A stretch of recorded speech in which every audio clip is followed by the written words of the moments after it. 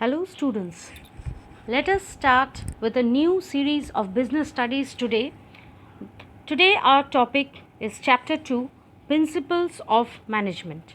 Now let us know what are principles of management. Management principles are the statements of fundamental truth which are based on logic and which provides guidelines for the managerial decision making and actions. Then, what is the application of the management principles in our life? Let us play our role of management principles. So, management principles on the whole, it helps to increase your efficiency level. It also helps you to crystallize the nature of management. It helps you to carry on several researches and also to attain the social objectives of the organization. The next thing that we are going to study about the principles of management, what is the nature and characteristics of the principles of management, how these management principles help us in the day-to-day functioning of our life. So, these management principles are the general guidelines and their formation helps us in several ways in our life. There is a cause and effect relationship in the management principles which helps us to take several decisions. They are on the whole behavioral on nature and it is universally applicable. That means management principles are applicable at all levels of your management. That means it is applicable in the top level, at the middle level, as well as the lower level. So, everywhere in your life, you are dependent on a situation and where principles of management work the most. So, who is the inventor of these principles of management? The famous person, the person you see in the picture is Henry Fayol, and he has suggested the 14 principles of management. So, what are the principles of management? Let us have a look on each of them. So, the first management principle is division of work, then we have authority and responsibility, then we have principle of discipline, unity of command, unity of direction, subordination of individual interest to the general interest, remuneration, centralization and decentralization, scalar chain, we have order, principle of order, then we have principle of equity, then we have initiative, stability of tenure of personnel, and last but not the least, esprit de corps, which suggests teamwork. Now, what is Henry Fayol's 14 principles of management? A principle refers to a fundamental truth.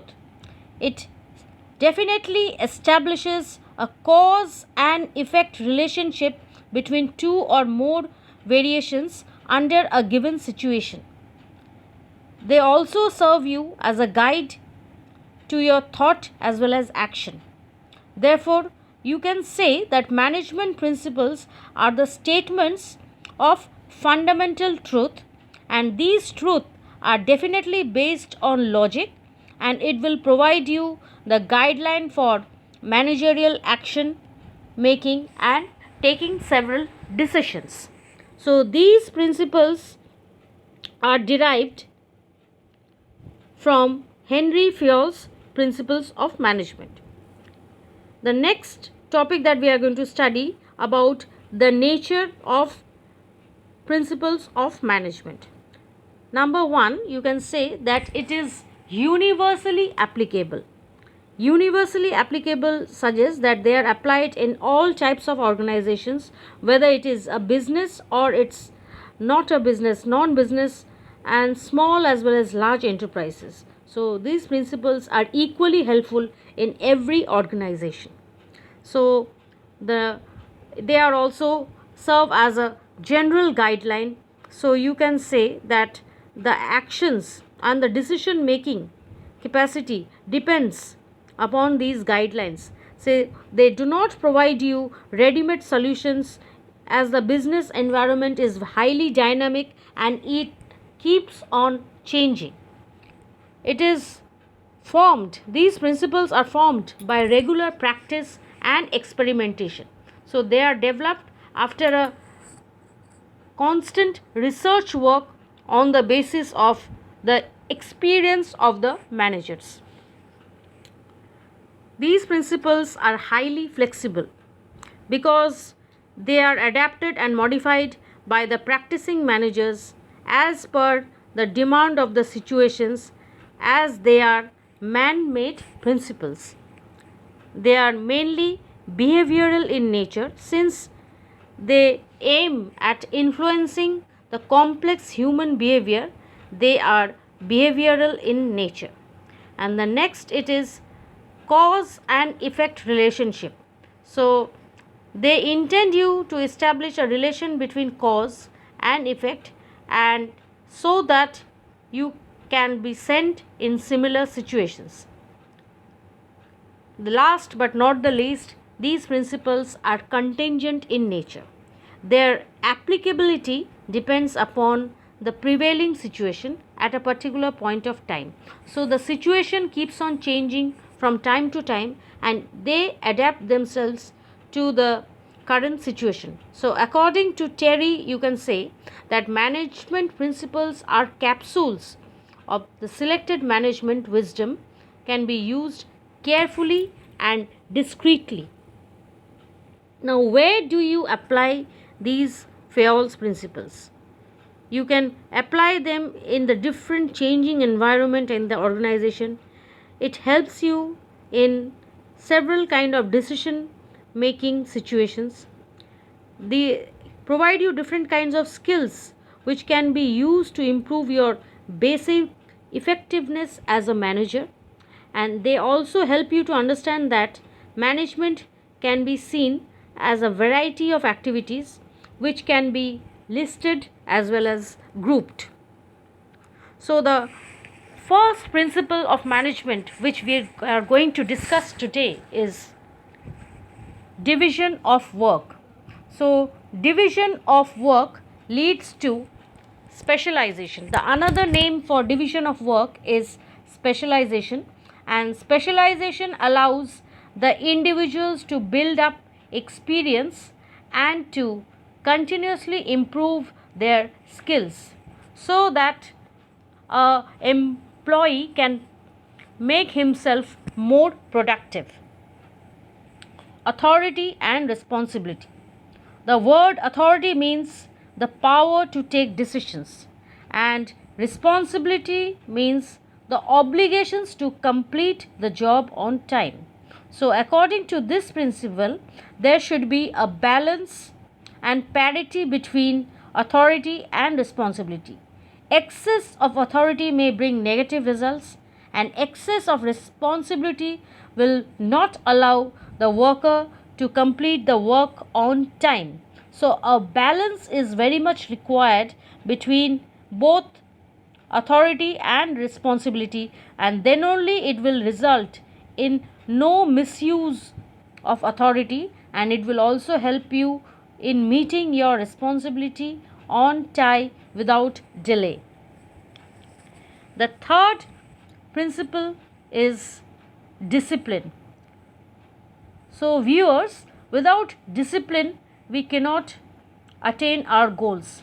Discipline is the big factor in our life. Until and unless a person is disciplined, he can never attain success, or he can never achieve his goal. So discipline is a very powerful factor which influences a person's decision. Next, it is unity of command. Unity of command suggests that an employee is responsible to only and only one supervisor, who in turn is responsible to only one supervisor, and so on the organization's hierarchy. So a person will listen and perform the orders which is given by his superior from one person only, and then only he can take the appropriate decisions. Next principle is unity of direction. According to this principle, one unit means one plan. That is, efforts of all the members and employees of the organization must be directed towards one direction, that is achievement of common goal. So you can say that unity of direction leads to coordination. The next principle is stability of tenure of personnel. The employees work better if the job security and career progress are assured to them. An insecure tenure and a high rate of employee turnover will definitely affect the organization adversely. So, long term employees will lead to better producing companies. The next thing which is going to affect our mind is remuneration. Definitely, a good salary takes a proper decision making ability. So, if there are different ways a worker gets motivated with the help of salary.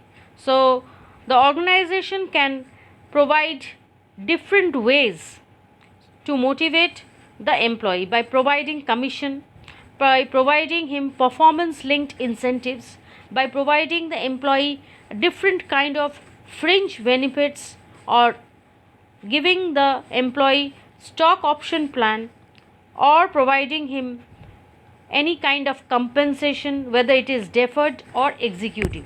So all these factors as a whole helps and motivates the employee to work and give his performance at the best level. Next topic is what is centralization and decentralization. Centralization, you can say, it is an organization where the power or the authority to take decisions, to take the most important decisions, is retained only by the top level management.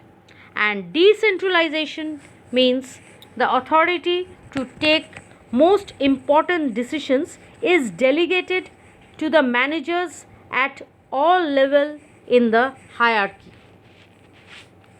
Subordination of individual interest to general interest. This particular principle means if a manager or a worker is getting something of his own interest, he is getting the chance of a promotion, so he must keep his individual interest aside and think about the company's profit making situation. So the interest of one person should not become the priority over the interest of the organization as a whole. So if a worker is thinking about the organization and keeping aside his other individual interests, then definitely he is going to prove himself as a better employee. Principle of scalar chain.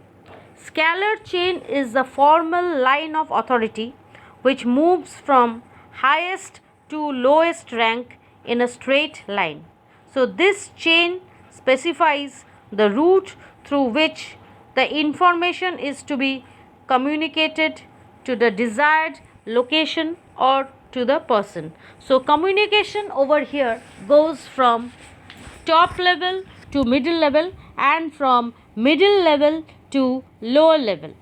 Next is the principle of initiative. Initiative means taking the first step with self motivation. According to this principle, employees must be given an opportunity to take some initiative in making the plans. Then only an employee can share his own creativity, his own plans. Next is esprit de corps. So the picture here suggests that teamwork is very much important for the success of an organization. So, Esprit de Corps means team spirit and teamwork. This principle emphasizes on the work that unity is strength, and it is the essence of this principle.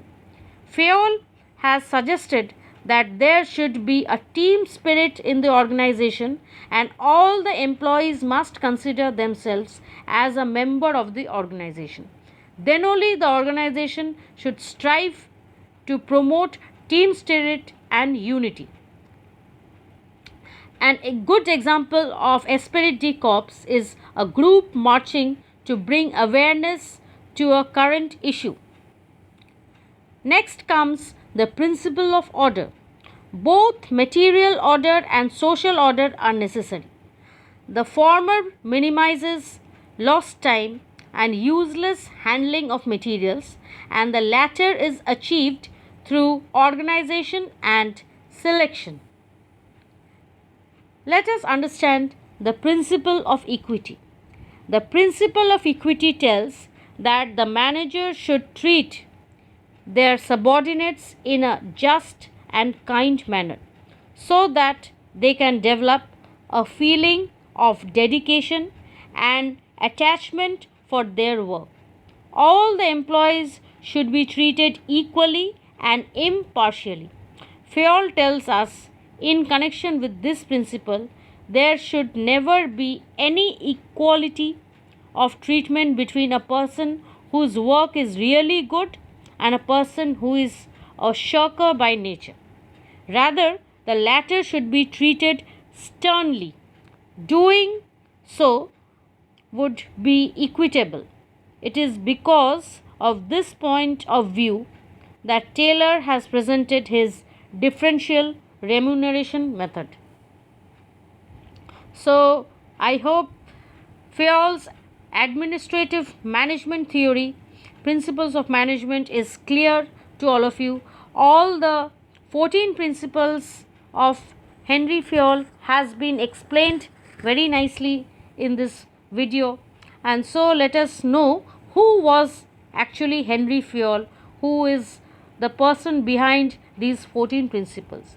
You can tell that Henry Fayol is known as the father of modern management theory, and he has given us a new perception, a new concept of management. So we can tell him the father of modern management or the father of general management.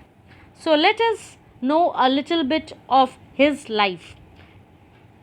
Henry Fayol, who was known as the father of modern management theory, gave us a new perception and a concept of management. So he introduced a general theory which can be applied to all levels of management and every department.